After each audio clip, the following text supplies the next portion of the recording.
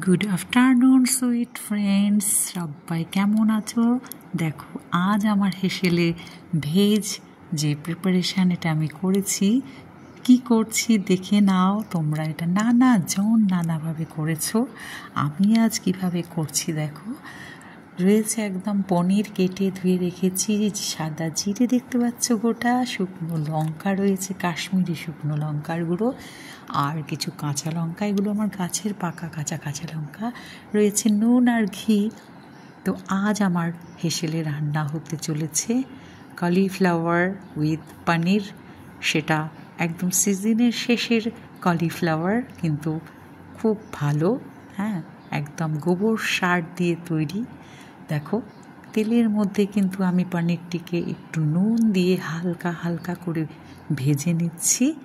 আর এই পনিরটা যত বেশি টাটকা হবে তত বেশি কিন্তু এই প্রিপারেশনটা টেস্টি হবে। আমাদের বাড়িতে শনি মঙ্গলবার নিরামিষের জন্য পনির কিন্তু কমন, নানানভাবে আমি রান্না করে থাকি। তো এপাশে কিন্তু দেখো পনিরটাকে আমি হালকা করেই ভেজে নিচ্ছি।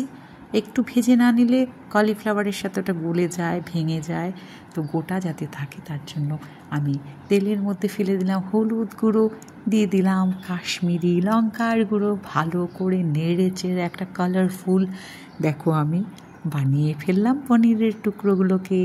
কি সুন্দর দেখতে লাগছে দেখো। আর এদিকে ফুলকপি, আলু আর টমেটো সাদা জিরে ফোড়ন দিয়ে তেলের মধ্যে ভেজে নিচ্ছি, নুন দিয়ে দিলাম হলুদ গুঁড়ো, ভালো মতন করে একটু ফ্রাই করে নিলাম। সেদ্ধ করে রাখা চানা সেটা কিন্তু এর মধ্যে দিয়ে দিচ্ছি, খুব ভালো খেতে হয়। কড়াইশুঁটি থাকলেও সেটা দিই। এখন কড়াইশুঁটি ঘরে আমার ছিল না, আমার এই চানা ভেজানো ছিল, সেটাকে আমি সেদ্ধ করে নিয়েছি। দিয়ে দিচ্ছি ঘি।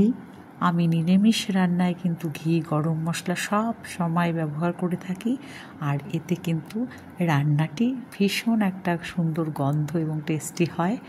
তো ভেজে রাখা যে লাল করে একদম পনির টুকরোগুলো, সেটাও কিন্তু দিয়ে দিচ্ছে, একদম কালার রিং হয়ে গেছে দেখো। আর সামান্য তেল মশলায় আমি সব সময় সব ঘরের রান্নাগুলো করে থাকি, কারণ বাড়িতে একদম বেশি তেল মশলার রান্না আমাদের একদম এখন চলে না। তো সামান্য একটু পনিরের প্রিপারেশনে চিনি দিতে হয় আর নিরামিষ রান্নায় তো নামে মাত্র আমি দিয়ে দিলাম, তোমাদের ইচ্ছে দিতেও পারো। দেখো, দিয়ে দিয়েছিলাম গরম জল, সবাই ইতিমধ্যে জেনে গেছো। তো গরম জল দিয়ে এটাকে ভালো করে ফুটিয়ে এর মধ্যে গরম মশলার গুঁড়ো দিয়ে দিলাম।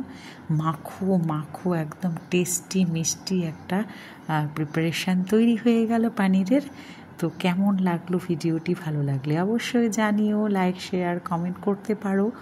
আর যদি এইভাবে ফুলকপি দিয়ে না খেয়ে থাকো, বানিয়ে খেয়ে দেখতে পারো। দেখো, সবগুলো ইনগ্রিডিয়েন্টস কিন্তু আমি ফটো তুলে রেখেছিলাম, এক করে সেগুলো দেখে নাও। তো আজকের রান্নাটি সত্যি আমাদের বাড়িতে খেতে সবাই পছন্দ করে বলে আমি বানিয়েছিলাম, আর সেটা তোমাদের সাথে সব আমি শেয়ার করি বলে এটাও করে দিলাম। তো কেমন লাগলো অবশ্যই জানাতে কিন্তু ভুলো না। আমার একদম সুইট সব ফ্রেন্ডস রয়েছে, সকলকে শুভ বিকেলের শুভেচ্ছা। ভালো থেকো, বিকেলটি অনেক ভালো কাটুক। দেখা হবে পরবর্তী ভিডিওতে। চললাম, টাটা।